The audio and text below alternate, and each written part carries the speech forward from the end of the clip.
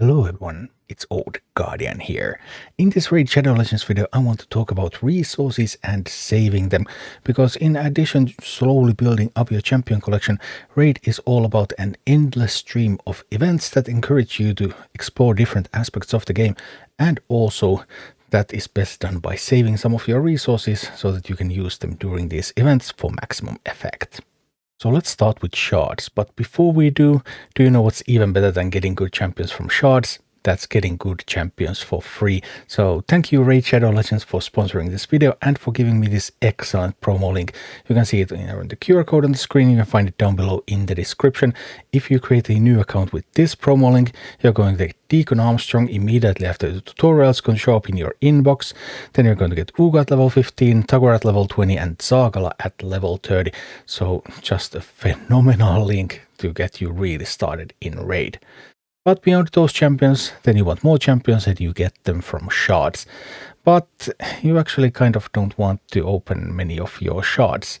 But at least when you start a new account with a proper kind of link, then you will already have a good team, so you don't have to open Shards immediately. You can progress through the game and you can save your Shards a little bit in order to get the maximum value out of them. First of all, there's the mystery Shards, the green ones, and these you can actually use some, and you will have to use some because there's a daily to summon 3 champions. So you want to use some, but you also want to build a supply of these so that in summon rush and champion chase events you can use mystery shards. They're only going to give you 1 point per shard, but like in the last champion chase I used more than 600. So yeah, you can really fill in with those. Then there's Ancient Shards, the blue ones. You want to save these for the double events, double chance events, so you're going to have a better chance to get epics and legendaries. That happens roughly every 6 weeks. And you can also use these in champion chase events. Void Shards, also double events, double chance, so more epics, more legendaries, roughly every 6 weeks again. Then there's some guaranteed champion events that happen with Void Shards sometimes, and there's champion chase that also can be good for these.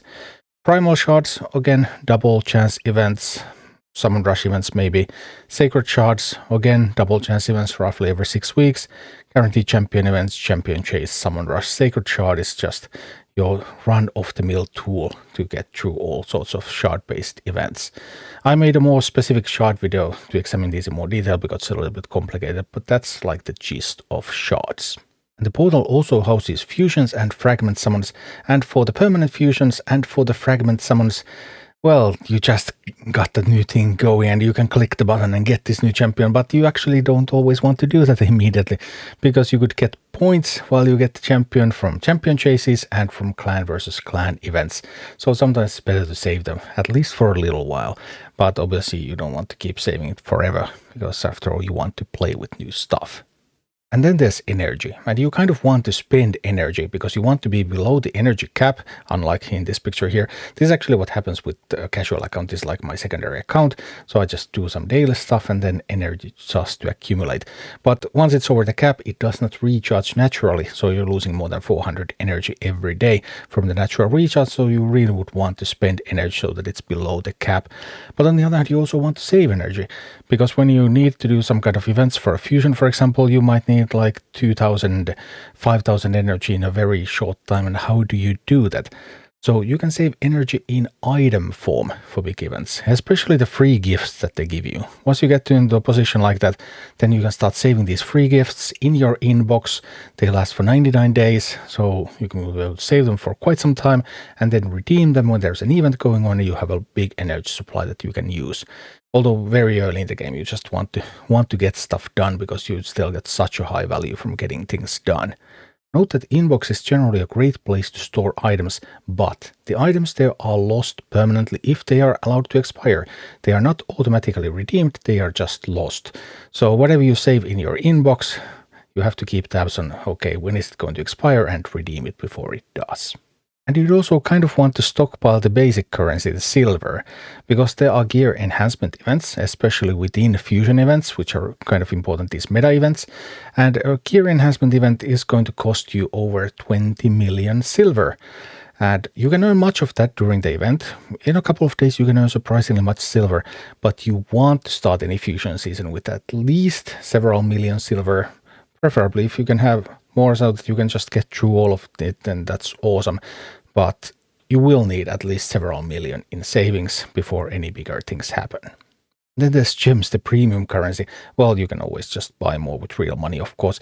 But assuming that you're not buying them all the time with real money, then gems are a form of energy storage, because some events require a lot of energy. Gems, 40 gems, gives you 1 energy cap full of energy. So yeah, gems are also important to be stored for major events, so that you will be able to buy energy to complete them. And moving on from the portal and the currencies on top to the Great Hall and the affinity bonuses. Well, the affinity bonuses actually would give you points in clan versus clan. So if you want to fully optimize, then you wouldn't unlock affinity bonuses outside of clan versus clan, so that you can also get some points from them. Some affinity bonuses are also needed for arbiter missions, but they are retroactive. So if you have unlocked the right bonuses, then the arbiter mission will count that you won't have to do it again. And from the Great Hall we move on to the tavern, and then we can get levels, ranks, skills and ascendancy on our champions. But we might want to wait a little bit. Champion training, clan versus clan, you could get points for these.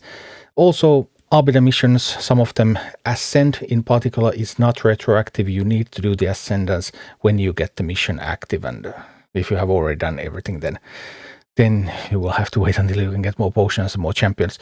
You can improve your champions also outside the events. Don't completely stop upgrading your champions outside events, because that's such an important part, especially of the early game.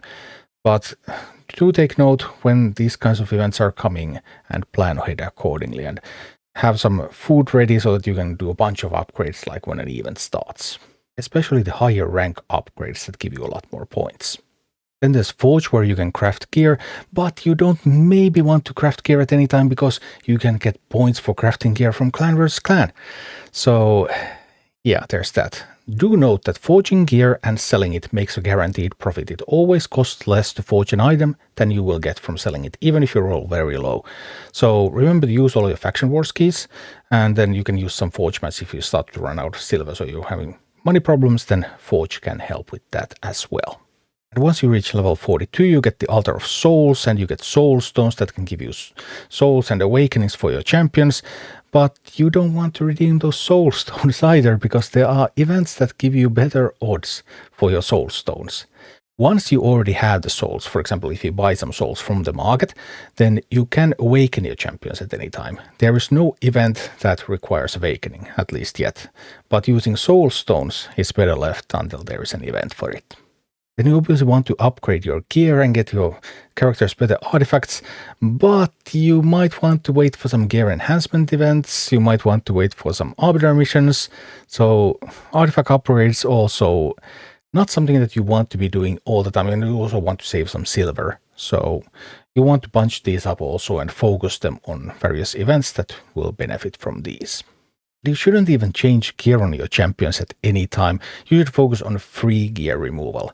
Luckily, free gear removal is now much more ample than it used to be, because there's 1 hour of free gear removal available every single day from advanced quests, which unlock after you reach level 25. So you want to claim the quest before the daily reset, because if you don't claim the quest, it's gone. Then you will get the item in your inbox, the quest reward for 1 hour of free gear removal, and that item lasts for 24 hours in your inbox. So then you can use it within the next 24 hours, but if you don't use it, then it is gone. While you can run dungeons at any time, dungeons are more effective when there's an event going for a dungeon, like an Ice Golem event or a Dragon Turn event. So then you will get also event rewards in addition to the stuff that you get from the dungeon. One dungeon in particular, the Iron Twins, has double rewards every Sunday. It's not advertised as such, but you can see it just opening it on a Sunday, and you will see that the rewards are doubled. So the keys for Iron Twins do replenish daily, so you can't save keys for a Sunday. But if you're not spending all of your keys, because it requires both keys and energy to do Iron Twins, then you especially want to do it on Sundays. You want to save a lot of stuff to optimize your resource usage in Raid, but there's also a whole bunch of stuff that you can do without waiting, and these are mostly for the later stages of the game, or after the immediate early game anyway. And many of these things are such that if you don't use them, you lose them. So you will get the daily supply of stuff or weekly supply of stuff, and then you have to use them within that day, within that week, or otherwise, well, you're just going to get the next batch and the previous batch is gone. So that means clan boss keys, they replenish every 6 hours. So you're going to get a few of those per day. And once you have 2 available, then the replenishment stops until you use 1. So you want to keep using those. Faction Wars keys replenished every day, Doom Tower keys every day, then there's Curse City keys, then there's Arena and Tag Team Arena tokens. You get a free refresh on Arena and Tag Team Arena every 15 minutes, and you get tokens for the Tag Team Arena, you get them every day. For Arena, they replenish throughout the day. Then the daily quests. Daily quests require you to do some of the other activities with stuff that you would want to save, but because daily quests have good rewards, especially the monthly quest Sacred Shard that requires you to do daily quests every day, then you still want to do them whenever possible. And then if you still have any excess energy after all of that, then you can spend it on food farming, Minotaur for masteries, potion keeps. There's always a bunch of stuff to use energy on. But lately raid design, especially on these newer features, Doom Towers, Curse Cities and these, has moved into things that you want to be doing every day or every week, and you're limited in how much you can do them, but there's no reason to save those resources. So as you get deeper into raid, there's actually a whole lot to do, and it can even be a little bit overwhelming still even at that point. But anyway, that was an overview of Raid Shadow Legends resources, when to save them, when to spend them, and what you actually want to be doing every day. Thank you for watching. Click like and subscribe if you enjoyed this, and a special thanks to all of my Patreon supporters, YouTube members and Twitch subscribers who make all of these videos possible.